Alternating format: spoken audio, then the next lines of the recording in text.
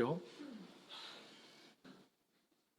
로마서 8장 우리 9절에서 16절 말씀을 통해서 성령의 인도를 따라 사는 사람이라는 제목으로 함께 은혜를 나누기를 원합니다. 오늘 설교 본문의 말씀을 이해하기 위해서 먼저 우리가 로마서 8장 26절, 27절 말씀을 함께 읽고 살펴봤으면 좋겠습니다. 우리 로마서 8장 26절, 27절 같이 한 목소리를 읽습니다. 이와 같이 성령도 우리의 연약함을 도우시나니 우리는 마땅히 기도할 바를 알지 못하나 오직 성령이 말할 수 없는 탄식으로 우리를 위하여 친히 간구하시느니라. 마음을 살피시는 이가 성령의 생각을 아시나니 이는 성령이 하나님의 뜻대로 성도를 위하여 간구하심이니라. 아멘. 여기서 성령이 말할 수 없는 탄식으로라는 말을, 이 탄식을 간절함으로 바꾸시면 좀 더 그 의미가 도움이 될 것 같습니다. 성령이 말할 수 없는 그 간절함으로 우리를 위해 친히 간구하시느니라, 이렇게 이해하시면 좋을 것 같습니다. 이 말씀을 통해서 우리가 기도에 대해서 한번 생각해 보면 좋겠습니다. 여러분, 기도는 어떻게 하는 것이 좋은 기도일까요? 어떻게 하는 것이 좋은 기도라고 생각하십니까? 여러분의 생각이 궁금합니다. 어떻게 하는 것이 좋은 기도라고 생각하십니까? 어렵습니까? 목사님, 제발 식사 기도는 짧게 해주시면 안 됩니까? 저에게 부탁하는 성도님들이 더러 있었습니다. 여러분, 짧게 기도하면 좋은 걸까요? 짧게 기도하면 신앙의 깊이가 없는 것처럼 생각하는 사람도 있지 않을까요? 기도는 어떻게 하는 것일까요? 그냥 하면 되는 것입니까? 기도를 많이 하면 잘하게 되고 좋아지는 것일까요? 아니면 온갖 미사오구를 사용해서 멋지게 하는 것이 좋은 것일까요? 기도는 소리내어 하는 것입니까? 아니면 조용히 기도해야 하는 것입니까? 여러분, 이런 기도는 어떻습니까? 요즘은 이런 열정이 없다고 보아야 하는지 모르겠지만 저 어릴 때만 해도 이렇게 기도하는 분들이 더러 있었습니다. 때를 쓰듯 기도하는 모습은 어떻게 생각하십니까?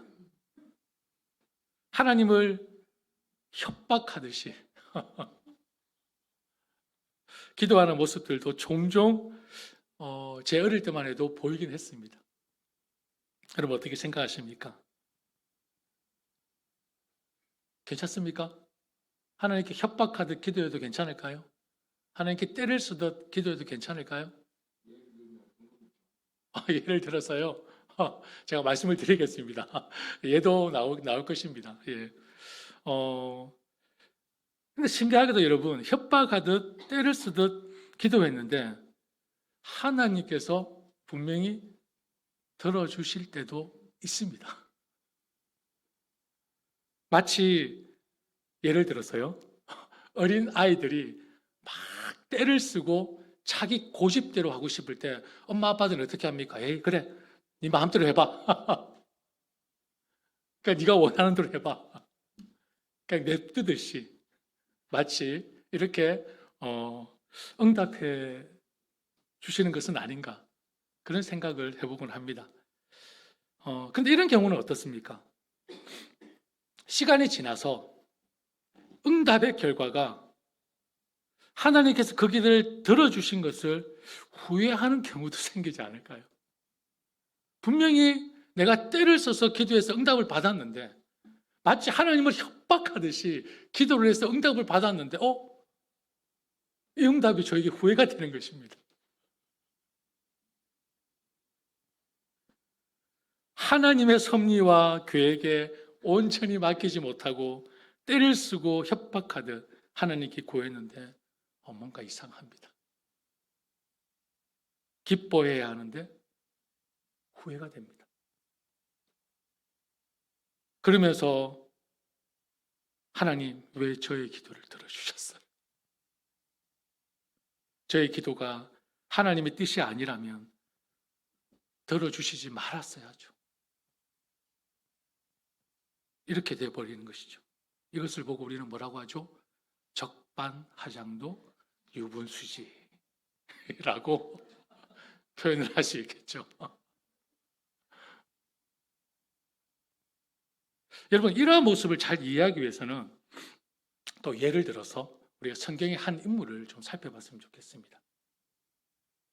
바로 열왕기하에 등장하는 남유다의 13대 왕 히스기야입니다.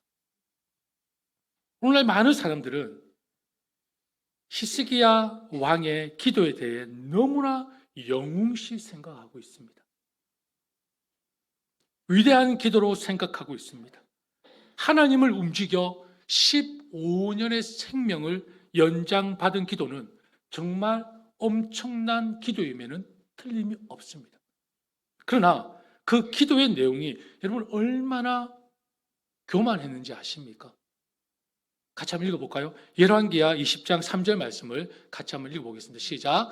여호와여 구하오니 내가 진실과 전심으로 주 앞에 행하며 주께서 보시기에 선하게 행한 것을 기억하옵소서 하고 히스기야가 심히 통곡하더라.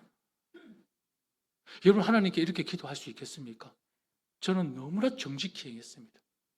주께서 보시기에 너무나 선하게 행했으니 저의 병을 고쳐주십시오. 위대한 기도로 보이십니까?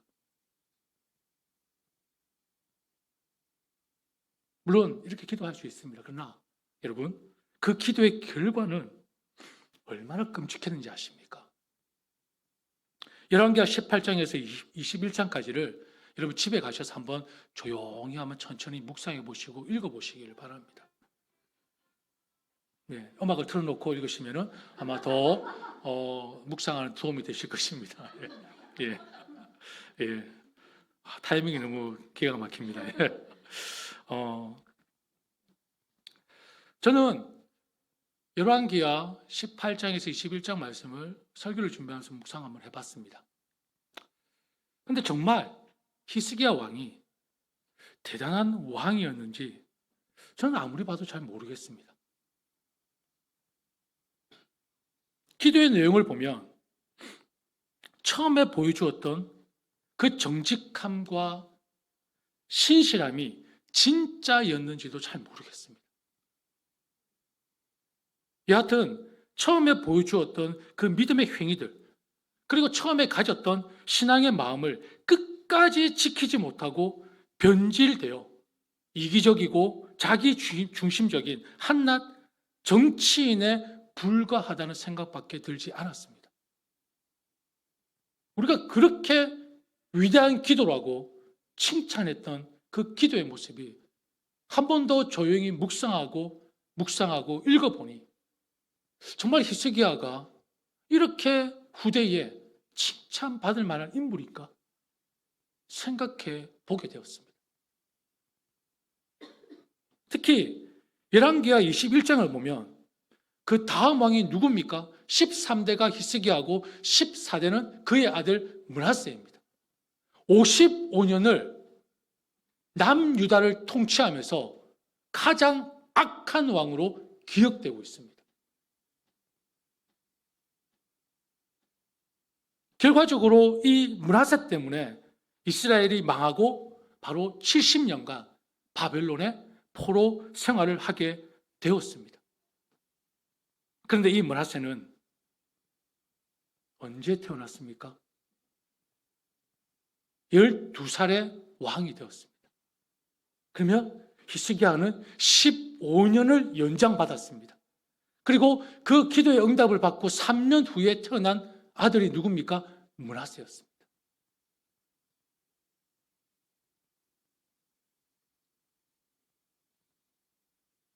처음 계획대로 열왕기하 20장 1절 말씀을 같이 읽어볼까요?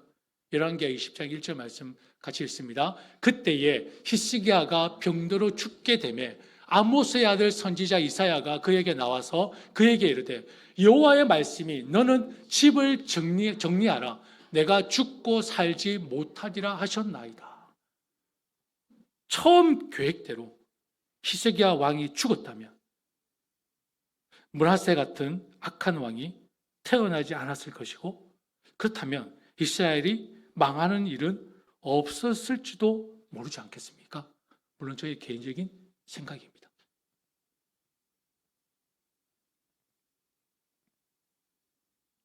한편으로 이와 대조적인 기도의 모습이 있습니다. 마가복음 14장 36절의 말씀을 한번 보시겠습니까? 같이 읽습니다. 시작. 이르시되 아빠 아버지여, 아버지께서는 모든 것이 가능하오니 이 잔을 내게서 옮기시옵소서. 그러나 나의 원대로 마시옵고 아버지의 원대로 하옵소서 하시고. 히스기야의 기도와는 참 대조적입니다. 그렇죠? 사랑하는 여러분, 예수님의 이 마지막 기도는 우리가 하나님 앞에 드려야 할 기도의 모본을 보여주신 기도입니다. 내 소원, 내 의견, 내가 바라는 것을 말씀을 드리긴 하지만 마지막 결론은 온전히 하나님을 믿고 맡겨야 되는 것입니다. 기도가 어렵다고 하시는 분들이 있습니다. 그런데 결코 어렵게 생각하실 필요가 없습니다. 왜냐하면 성령께서 같이 아까 로마서 8장 26절, 27절 말씀을 읽었듯이 성령께서 우리의 연약함을 도와주시겠다고 하셨기 때문입니다. 어떻게 기도해야 할지 모르겠다면 여러분 성령님께 도움을 구해보십시오. 성령님 내 입술을 열어주십시오라고 먼저 도움을 구해보십시오. 아무리 훌륭하고 미사어구를 사용한 멋진 기도라 할지라도 여러분 기억하십시오. 성령이 함께하지 않는 기도는 아무런 효력이 없습니다. 아무리 장황한 기도를 드렸다 할지라도, 아무리 화려한 미사어구를 사용해서 기도를 했다 할지라도 여러분 중요한 것은요, 성령이 함께한, 성령의 도우심이 없는 그 기도는 아무런 효력이 없습니다. 그냥 우리가 흔히 말하는 라이딩에 불과합니다. 왜냐하면 하나님은 그 기도를 받을 수 없습니다. 성령의 도우심을 통해 기도하지 않는 기도는 하나님이 그 기도를 받을 수 없다는 것입니다. 왜 하나님이 우리의 기도를 받을 수 없습니까? 항상 우리가 기억해야 될 것이 있습니다. 우리가 원래 어떤 존재였습니까? 원래 우리가 어떤 존재였죠? 죽었던 자들이었습니다. 사망에 처했던 자들이었습니다. 우리 스스로 우리의 죄를 해결할 수 없었던 죄인이었습니다. 사망에 처했던 자들이었습니다. 결코 우리의 노력과 의지로 죄에서, 사망의 올무에서 벗어날 수 없었던 자들이었습니다. 이런 우리가 감히 하나님 앞에 나아갈 수 있습니까? 없습니다. 우리는 누군가의 도움이 없이는 결코 하나님을 알 수도 없고 하나님 앞에 나아갈 수 없는 존재입니다. 누군가의 도움이 없이. 그것을 가능하게 하신 분이 누구십니까? 바로 우리 주 예수 그리스도이십니다. 예수 그리스도를 믿음으로 말미암아 우리는 새롭게 되었고 거듭난 존재가 되었고 내 안에 성령의 도우심으로 인해 하나님을 바라보고 주께 기도할 수 있는 존재, 주께 찬양과 경배를 예배할 수 있는 존재, 완전히 신분이 바뀐 존재가 되었다는 것입니다. 신분이 바뀌었다고 해서 이제는 우리가 우리의 의지와 우리의 힘과 노력으로 그분 앞에 나갈 수 있는 존재가 되었다고 생각하십니까? 아닙니다. 이건 착각입니다. 우리는 그런 존재가 아닙니다. 결코 그럴 수 없습니다. 죄된 몸으로, 죄된 마음으로, 죄의 본성을 가진 우리가 우리 의지로 하나님 앞에 결코 나갈 수 없습니다. 잊지 마십시오. 우리의 노력으로 하나님을 부를 수 있다고 생각하십니까? 아닙니다. 오늘 13절 말씀에 육신을 따라 살면 죽을 것이라고 말씀합니다. 그리고 14절에 성령으로 몸의 행실을 죽이면 살 것이라고 말씀합니다. 우리는 모든 순간이 성령과 함께하지 않으면, 성령의 인도하심을 받지 않으면 우리는 죽음으로 갈 수밖에 없는 존재라는 것을 분명히 말씀하고 있지 않습니까? 성령의 인도하심을 받지 않아요.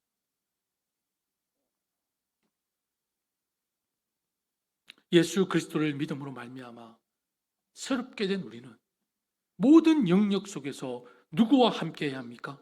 성령님과 함께 해야 합니다. 모든 영역 속에서. 성령님의 도우심이 없이는 우리는 하나님을 볼 수 없습니다. 성령님의 도우심이 없이는 우리는 하나님을 알 수도 없습니다. 성령님의 도우심이 없이는 우리는 하나님께 나아갈 수 없는 존재라는 것을 잊지 마십시오. 곧 이 말은 무슨 말씀입니까? 성령님의 도우심 없이는 하나님이 받으시는 예배를 드릴 수 있다 없다? 없습니다. 성령님의 도우심이 없이는 하나님께 드리는 우리의 기도가 연락될 수 있다 없다? 없습니다. 성령님의 도우심이 없이는 성도와의 교제, 성령님이 함께하지 않는 섬김, 성령의 인도함이 없는 헌신은 여러분 결코 그리스도의 향기를 드러낼 수 없습니다. 아무리 열심히 섬기고 봉사해 보십시오. 성령의 도우심이 없는 그 섬김과 헌신은 그리스도가 나타나지 않습니다. 사람들에게 인정은 받을 수 있겠죠. 그 열심으로 인해서. 그러나 그리스도가 영광을 받지 못한다는 것입니다. 하나님을 기쁘시게 할 수 없습니다. 하나님의 영광을 드러낼 수가 없습니다. 우리가 행하는 모든 일에 성령의 도우심이 있어야 하나님이 기뻐 받으신다는 것을 기억하시는 저와 여러분이 되시기를 축복합니다. 이처럼 진정한 그리스도인은 성령을 내 안에 모시고 살아가는 사람입니다. 내 안에 계신 성령으로 말미암아 하나님을 예배하고 진리를 행하고 하나님의 은혜에 감사하며 이웃에게 진정한 사랑을 베푸는 것입니다. 반대로 여러분 오늘 말씀에 아주 무서운 말씀이 기록되어 있죠. 성령의 인도함을 받지 않는 사람은 뭐라고 말씀하고 있습니까? 9절 말씀에 그리스도의 사람이 아니라고 얘기하고 있습니다. 그리고 14절 말씀에는 하나님의 자녀가 아니라고 이렇게 말씀하고 있습니다. 성령의 인도를 따라 살지 않는 사람은 그리스도의 사람도 아니요 하나님의 자녀가 아니라고 말씀하고 있습니다.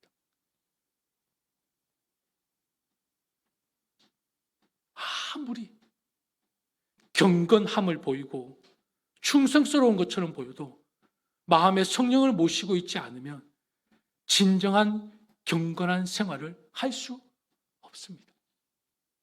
하나님께 온전히 순종하고 충성하는 생활 또한 할 수 없다는 말씀입니다. 내 안에 성령을 따라 사는 그 삶이 없다면 성령의 인도를 따라야 그리스도를 주님으로 믿을 수 있고 복음의 진리를 깨달을 수 있으며 하나님의 은혜와 사랑을 경험할 수 있습니다.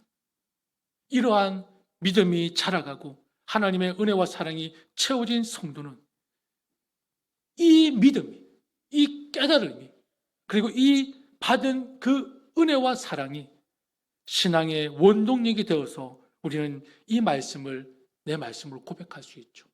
빌립보서 4장 13절 말씀 여러분 이해오십니까? 내게 능력 주시는 자 안에서 내가 모든 것을 할 수 있느니라.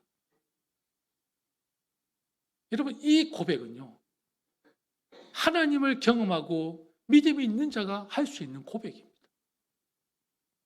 믿음 없는 자가 이 말씀을 붙들 수 있겠습니까? 붙들 수 없습니다. 이것은 다 할 수 있다는 얘기가 아닙니다. 내 모든 상황 속에서 주만 있다면 모든 게 오케이라는 것입니다.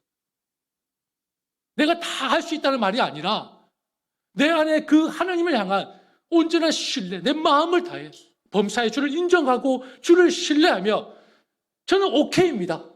모든 것이 좋습니다. 가능합니다. 이게 바로 이 말씀입니다. 내가 다 할 수 있다는 얘기가 아니에요.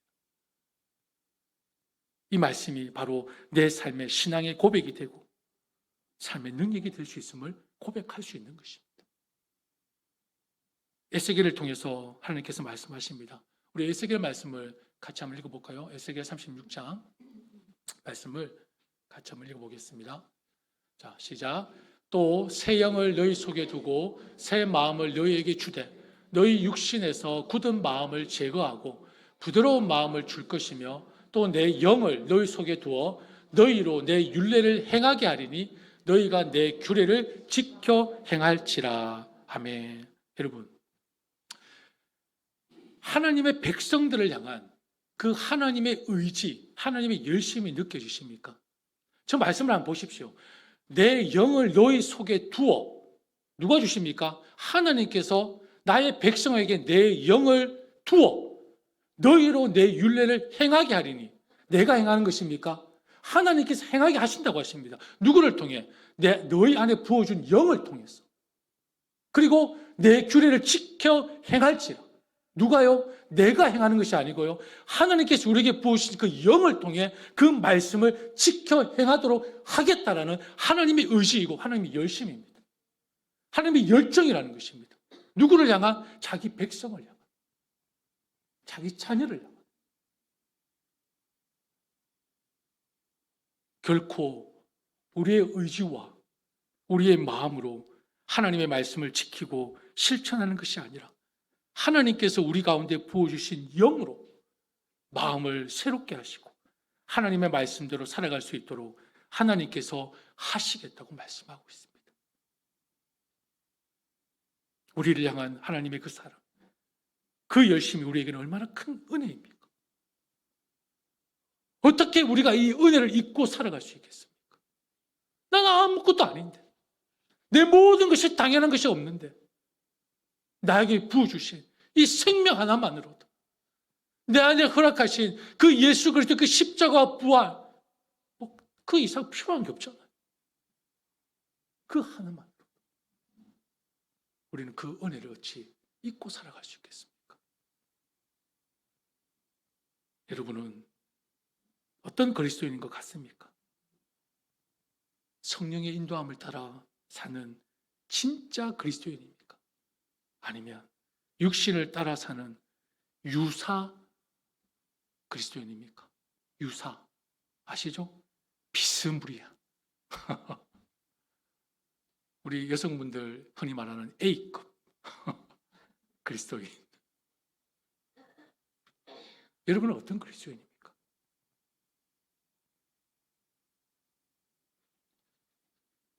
성령의 인도를 따라 사는 사람과 육신을 따라 사는 사람의 차이가 무엇이라고 말씀합니까? 성령의 인도를 받지 못하는 사람은 육신의 일에 마음을 쓰고 육신을 따라 산다고 말씀합니다. 그 마음에 뭐가 없습니까? 평안과 생명이 없다고 말씀합니다. 세상 것에 마음을 쓰고 생각하는 사람은 하나님 말씀에 복종할 수 없다고 얘기하고 있습니다. 하나님 말씀에 복종하지 않으니까 그 사람은 하나님의 뭐가 되는 것입니까? 하나님의 원수라고 말씀하고 있습니다. 무엇보다 육체를 따라 사는 사람은 결코 하나님을 기쁘시게 할 수 없습니다. 제 말이 아닙니다.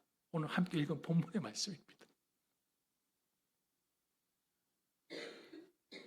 여러분, 그러니 죄 많은 이 세상에 우리의 몸을 두고 살아갈 때 하나님께서 우리에게 늘 말씀하시지 않습니까? 얼마나 두렵고 떨림으로 우리의 구원을 이루어야 되겠습니까? 두렵고 떨림으로.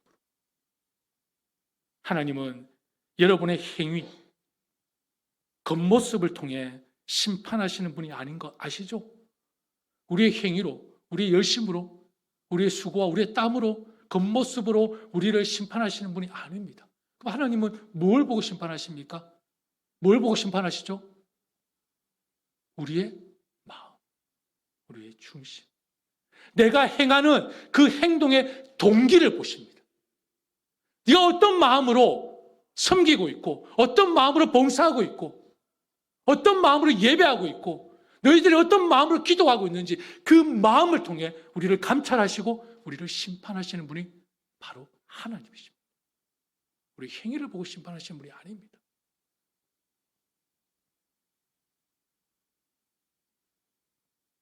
그러니 결코 여러분 하나님의 구원에는 실수가 없습니다. 하나님의 구원에는 절대 실수가 없습니다. 이 말의 의미는요, 하나님의 무조건적인 은혜로 택함 받아 거듭난 존재가 되었다면 그 성도는 결코 육신을 따라 살아갈 수 없습니다. 믿으십니까? 없습니다. 왜냐하면 거듭난 성도는 하나님의 영으로 인도함을 받는 하나님의 자녀의 신분으로 바뀌어졌기 때문입니다. 그렇다면 하나님의 그 구원에 실수가 있겠습니까? 절대 없죠. 하나님의 실수하시는 분이 아니십니다. 하나님의 무조건적인 은혜로 내 영을 부어주어 내 자녀로 삼겠다고 하셨으며 그 자녀는 절대 육신을 따라 살아갈 수 없는 존재입니다. 왜 아멘이 없으십니까? 아니십니까? 여러분 아니십니까?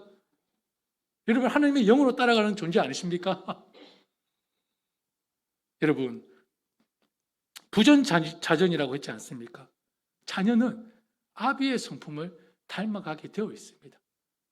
개인적으로 이 땅에 살아계시지 않으셔서 이제 그렇지만 저희 아버지의 성품을 그렇게 썩 좋아했던 편은 아니었습니다. 원체 엄하시고 원체 무서우셔서 나는 저런 남자, 저런 아빠, 저런 남편은 내가 조금 지양해야지 라고 생각을 했는데 저에게 그 아버지의 성품이 없겠습니까? 어쩔 수 없습니다. 보고 자란 게 그 남자인데 보고 자란 게 그 여자인데 그 남자 그 여자에서 어떻게 크게 벗어날 수 있겠습니까? 부전자전이라고 했습니다. 자녀는 아비의 성품을 담게 되어 있습니다. 세상의 자녀는 세상의 요구를 따라 살아갈 것입니다. 그러나 하나님의 자녀는 하나님의 말씀을 따라 살아갈 수밖에 없습니다. 하나님의 성품이 그들 가운데 나타날 수밖에 없습니다. 그러므로 구원받은 성도는 결코 게으르고 나태하고 방종한 생활을 할 수 없습니다. 여러분 그 근거의 말씀이 무엇입니까? 계속 말씀으로 확인시켜 줘야 되겠죠? 우리 요한복음 15장 4절 5절 같이 한번 읽어볼까요? 같이 읽습니다. 시작. 내 안에 거하라. 나도 너희 안에 거하리라. 가지가 포도나무에 붙어있지 아니하면 스스로 열매를 맺을 수 없음 같이 너희도 내 안에 있지 아니하면 그러하리라. 나는 포도나무요 너희는 가지라. 그가 내 안에 내가 그 안에 거하면 사람이 열매를 많이 맺나니 나를 떠나서는 너희가 아무것도 할 수 없음이라. 아멘. 이 말씀을 한번 제가 설교를 했습니다. 너무나 잘 아실 겁니다. 여러분 가지는요 스스로 열매를 맺을 수 없습니다. 가지는 나무에 붙어 있어야 됩니다. 그 말씀입니다. 우리 예수 그리스도에게 접붙임바 된 삶을 살아야 우리에게 하나님이 원하시는 열매가 드러나는 것입니다. 우리의 힘으로 하나님께서 원하시는 열매를 만들 수 있다? 아니요. 절대 못 만듭니다. 우리는 그저 예수 그리스도에게 붙임 바 있으면 되는 것입니다. 우리는 그냥 성령 하나님과 함께 동행하는 삶을 살아가면 되는 것입니다. 하나님과 함께하는 삶. 그것이 성령의 열매를 맺는 삶인 것입니다. 바로 그 말씀이지 않습니까? 물론 영과 육이 치열하게 싸우는 이 세상에 벌써 마치는 시간 됐습니까? 물론 영과 육이 치열하게 싸우는 이 세상에 살고 있기에 때로는 우리 우리 설교 시간에 브레이크 타임은 좀 힘들 것 같습니다. 여러분 곰치 양해 부탁드리고요. 자, 우리가 영과 육이 치열하게 싸우는 이 세상에 살고 있기 때문에 우리는 때로는 연약함으로 부족함으로 넘어지기도 합니다. 우리가 얼마나 연약한 존재입니까? 성령의 인도하심을 받지 못하는 그 순간에 우리는 넘어질 수밖에 없습니다. 말 한마디에 마음 상하고 상처받고 작은 행동 하나하나에 기분 상하고 속상해하는 것이 우리이지 않습니까?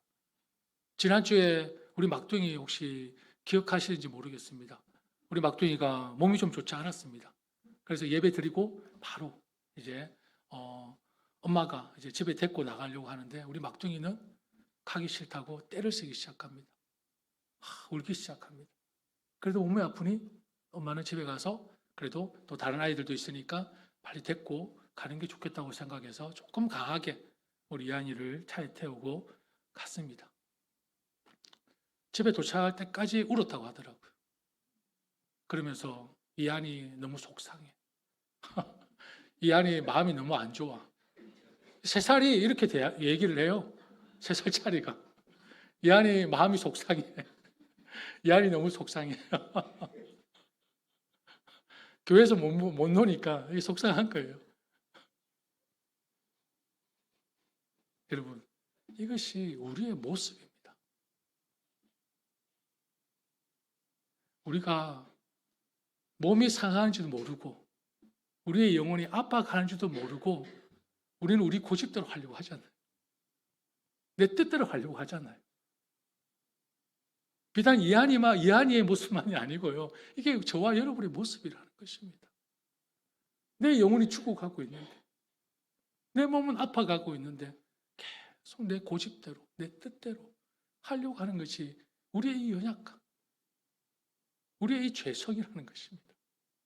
이게 우리의 모습입니다. 우리가 얼마나 연약하고 부족하고 어리석은 존재입니까? 그러나 성령의 인도함을 따라 사는 사람은 계속해서 육신의 요구에 응하여 죄 가운데 머무는 삶을 살지 못합니다. 불편합니다. 여러분, 예전에 예수를 몰랐을 때에는 그냥 그 모든 것이 내 마음에 불편함이 없었습니다. 그런데 예수님을 알고 내 안에 성령의 인도하심을 받으니까 조금만 해도 불편해요. 더 이상 못하겠어요. 여러분, 그런 거 경험해 보시지 않으셨습니까? 예? 예전에는 하루 종일 드라마를 봐도 아무 불편함이 없었잖아요. 그죠? 그러니까 내 안에 성령이 인도하시니까 이게 뭐 하루 종일 드라마 보니까 마음이 왠지 불편해 옵니다. 이거 아닌데. 웃으시는 분들은 뭔가 좀 있으십니까? 저도 그렇게 느꼈다는 것입니다. 예전에는 그렇게 뭐 TV를 봐도 전혀 불편함이 없는데 언제 어느 순간부터 이게 TV를 많이 보면 볼수록 이게 불편해지더라고요. 이러면 안 되구나.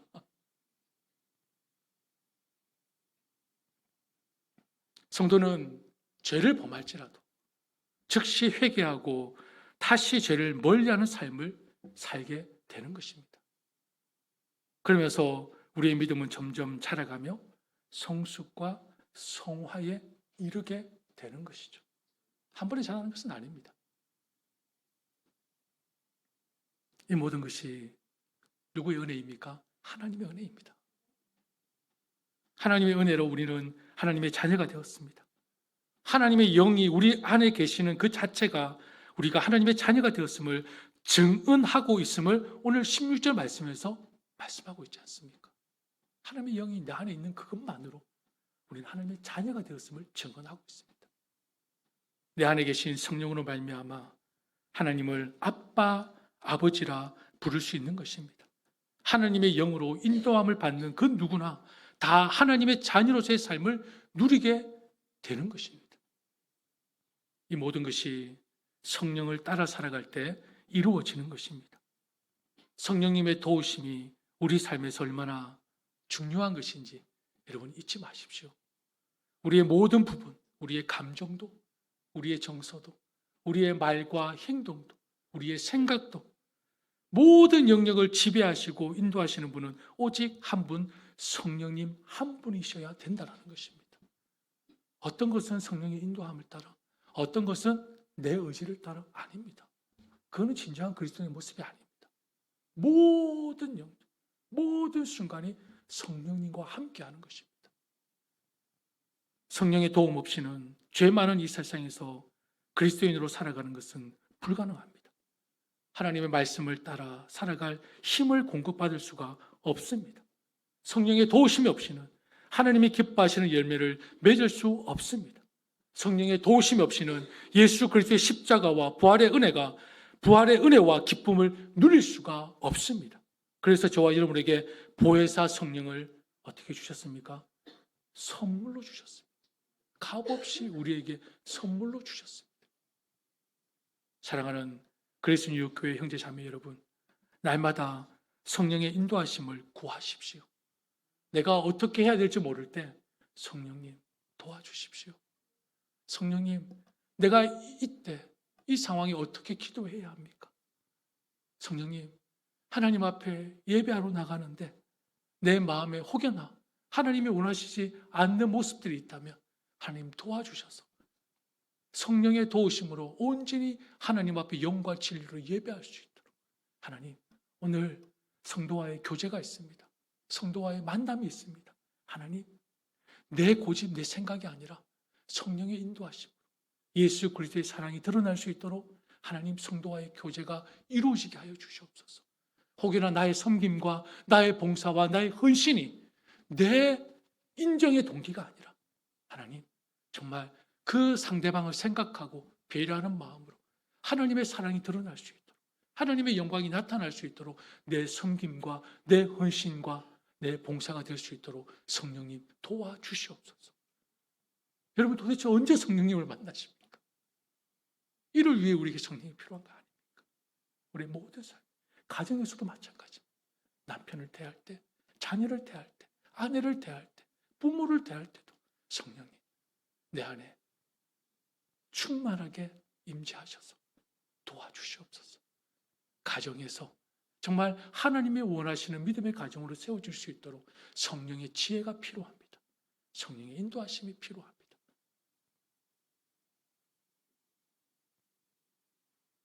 사랑하는 그리스도 교회 형제 자매 여러분, 언제 어디서 무엇을 하든지 성령을 구하고 성령과 함께 인생의 여정을 걸어갈 수 있도록 주께 간구하시기를 바랍니다.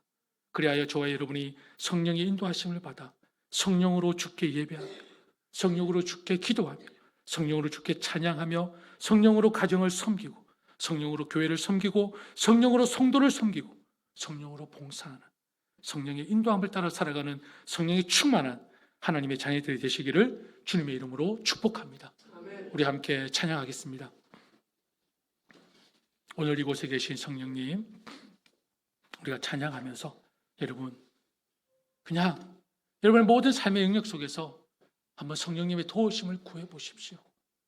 내가 보지 못하는 것들을 보게 하시고 내가 버리지 못하는 것들을 깨닫게 하셔서 벗어낼 수 있도록 힘을 주시고 정말 내 안에 성령으로 충만하게 하나님의 영으로 그 인도함을 받아 하나님이 기뻐하시는 삶을 살아갈 수 있도록 여러분 간절하게 성령의 도우심을 구하는 기도를 한번 우리 같이 하기를 원합니다.